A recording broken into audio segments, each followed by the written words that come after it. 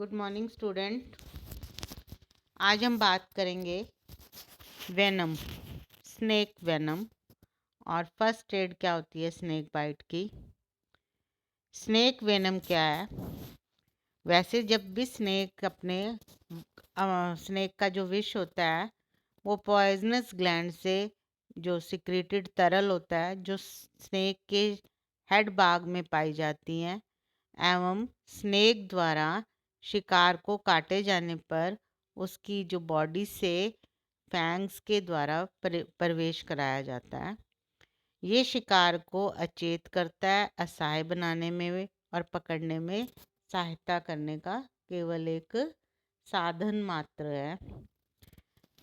जो विष होता है पॉइजन, ये एक क्या होता है, हाईली कॉम्प्लेक्स केमिकल मिक्सचर है जिसमें प्रोटीन और पर्टिकुलर एंजाइम्स और स्ट्रॉन्ग बेसिक पॉलीपेप्टाइड्स पाए जाते हैं। ये स्वस्थ गाढ़ा या लसलसा पदार्थ होता है और हरे पीले रंग का भी कलर में देखें तो ये हरे पीले रंग का पदार्थ होता है। ये स्वादहीन होता है, गंधहीन होता है और थोड़ा बेसिकली जो है अम्लीय प्रकृति का या एसिडिक नेचर का होता है। ये एंजाइम मैंने बताया एंजाइम का जटिल होता है। इसमें टॉक्सिन और डाइजेस्टिव जूसेस प्रेजेंट होते हैं। ये उसी समय जो है वो फैटल होता है या घातक होता है जब ये रक्त के संपर्क में आता है। तो यदि हम इसको जियोग्राफिकल वेरिएशन में देखें वेनम को, तो ये नेचुरल सिलेक्शन है इसका वेनम। कंपोजिशन जो है इसकी वेनम की वो against the specific prey type है और सेपरेट एरिया में अलग अलग से एनकाउंटर करता है। हाईली टॉक्सिक होता है ये बताया है कि रैपिड प्रे डेथ भी हो जाती है, शिकार की तुरंत मृत्यु भी हो जाती है। हाईली प्रोटियोलिटिक है, केमिकल डाइजेशन के द्वारा ये एक्शन में भी आ जाता है। तो ये जो किसी भी सामान्य व्यक्ति को जब सर्प पॉइजन या सर्प विष जो होता है वो घातक होता है जब या तो निगल लिया जाए या आहार नाल में कोई घाव ना हो, तो जो स्नेक का वेनम होता है वो बिना कोई हानि पहुंचाए देह से बाहर भी जो है निकल जाता है। ये सिल्वर नाइट्रेट और पोटाशियम पर मैग्नेट के साथ अपना प्रेसिपिटेशन भी दिखाता है। इसको सुखा कर के लंबे समय तक संग्रहित भी किया जाता है।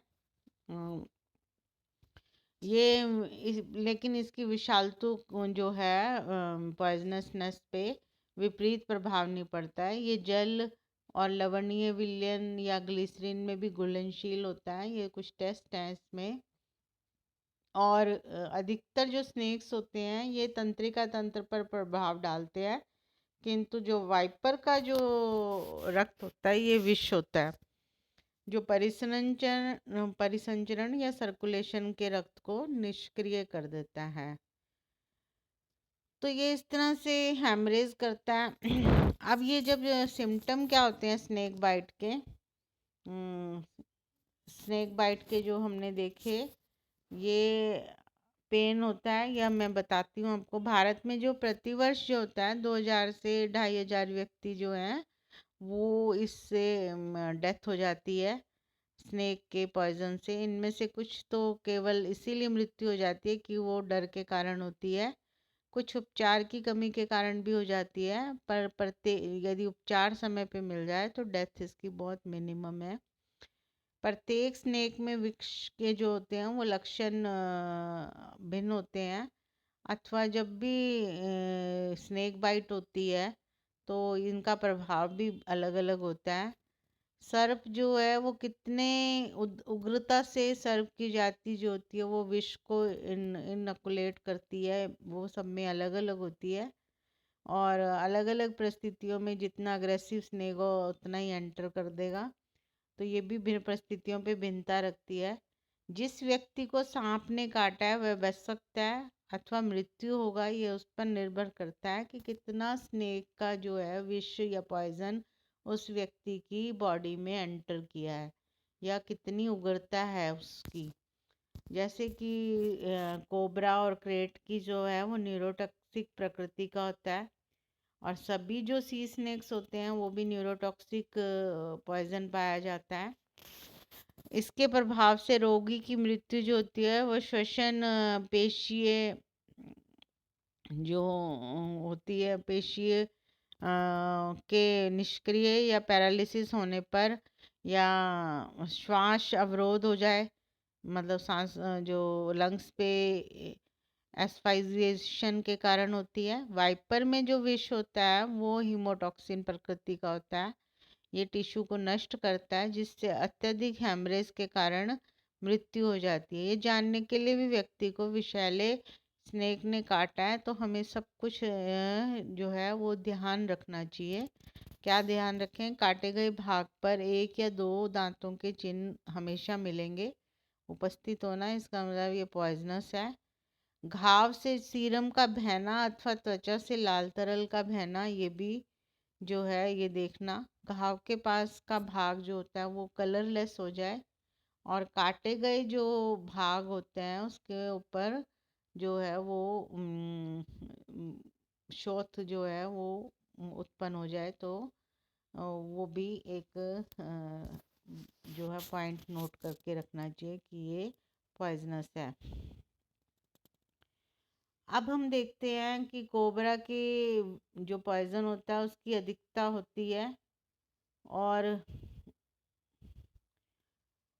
तंत्रिका विष होने के कारण ये तंत्रिका केंद्रों को निष्क्रिय बिल्कुल निष्क्रिय कर देता है, जिससे दर्द तीव्र होता है, और काटने के स्थान पर जो है वो बिल्कुल जलन होने लगती है, और वो भाग भी नीला पड़ जाता है।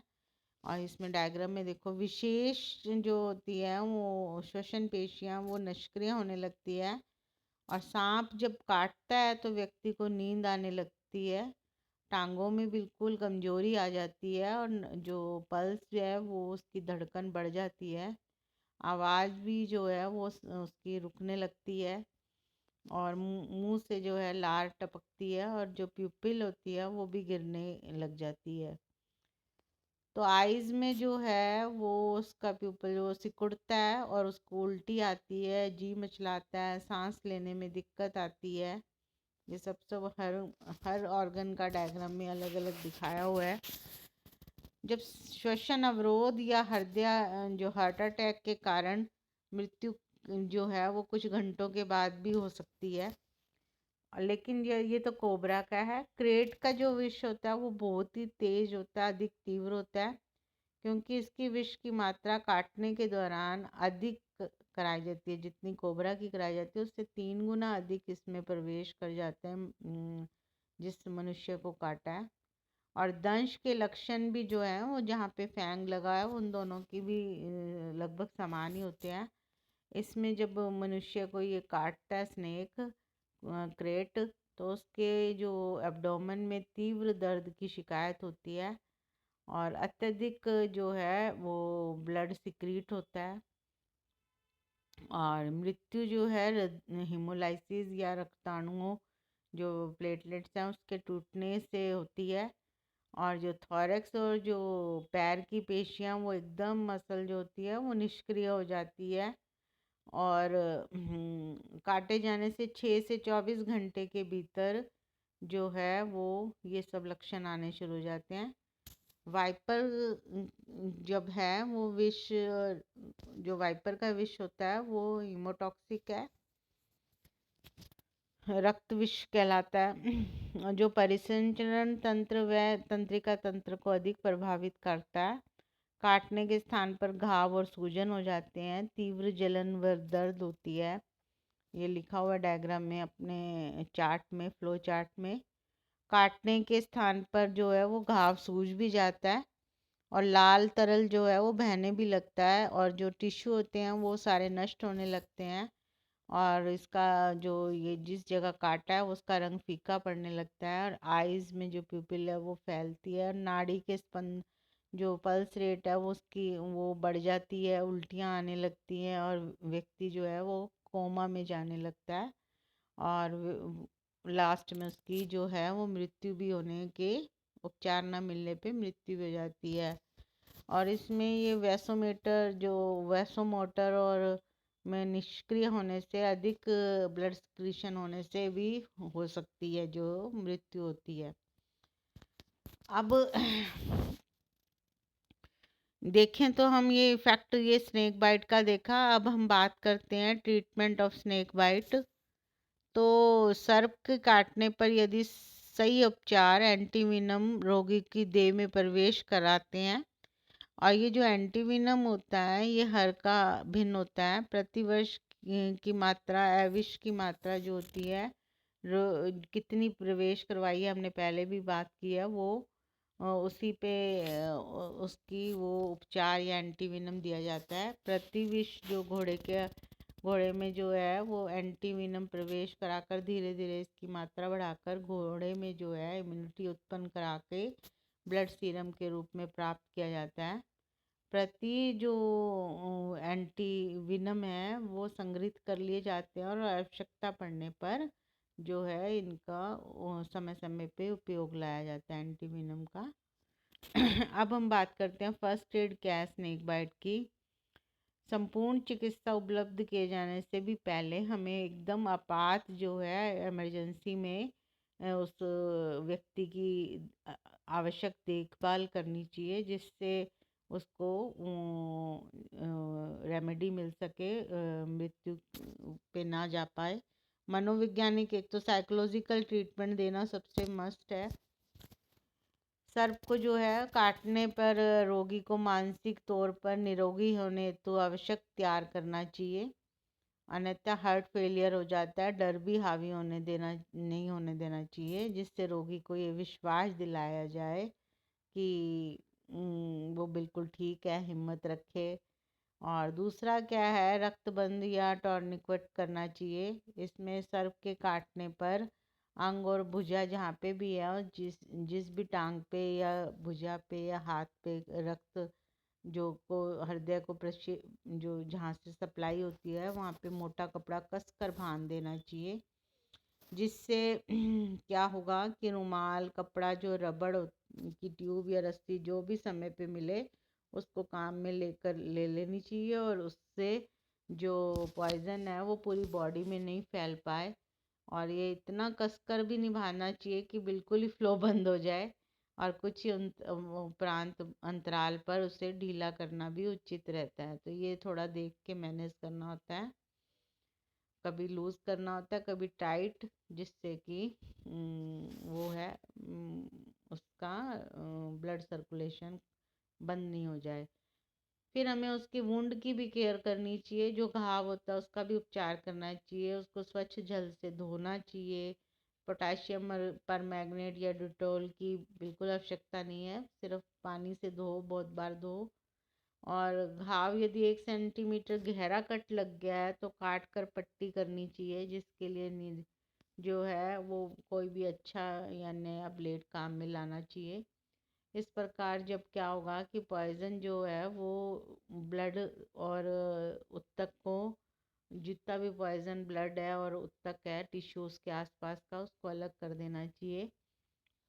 और पॉइजन को भी जो है ट्यूशन या वो सकिंग पंप होता है उससे खींच कर निकालना चाहिए।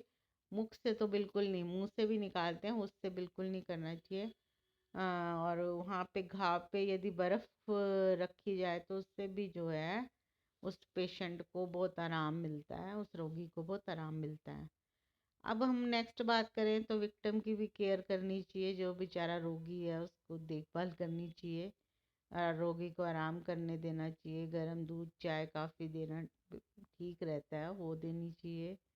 और अल्कोहलिक जो हैं वो ब्रेवरेजेस वो नहीं देने चाहिए। और रोगी को इतना पे कोई प्रेशर ना हो, और उसकी जो उत्तेजना वो कोई क्रिया नहीं, बिल्कुल पेशेंसली उसको रखना चाहिए। चिकित्सा और ज़्यादा से ज़्यादा हॉस्पिटल में भर्ती करा करके एंटीवीनम जो है वो जल्दी से जल्दी शुरू करवाने चाहिए, इंजेक्शन लगाने चाहिए। तो ये इस तरह से फर्स्ट एड जितनी जल्दी दी जाए और इसमें बाद में ये है कि एस्प्रिन और अदर जो है वो नो बिल्कुल नहीं देनी चाहिए। जो no टॉर्निक्वेट्स blood flow completely and may result the loss of the affected limb. Don't try to suck and ये हमने बात ही कर ली है। कोल्ड कंप्रेस करना चाहिए आइस से। Research has shown the to be potentially harmful होती है। Don't raise the wound above the heart, है ना, उसमें जाना नहीं चाहिए। इलेक्ट्रिक शॉक नहीं देने चाहिए। स्नेक बाइटिंग में ऑस्ट्रेलियन ने रिकमेंडेशन है कि वुंड को क्लीन कर लीजिए। Treatment strongly recommend clean the wound. Traces of wound left on the skin bandage from the strike can be used on combination with the snake bite identification kit to identify the species of snake. Don't try and capture the snake. तो ये भी नहीं करना चाहिए, photo नहीं लेनी चाहिए कैमरे से कि स्नेक को कैप्चर कर ले। और सबसे बड़ी बात है कि स्नेक से जो है वो हमें बचना चाहिए, सावधान रहना चाहिए। तो ये इसी के साथ ही हम कुछ फर्स्ट एड दे करके स्नेक कुछ प्रिकॉशंस कर सकते हैं, रोगी को बचा सकते हैं। इसी के साथ ही वेनम और फर्स्ट एड पे हमारा ये वीडियो ख़त्म होता है। Thank you.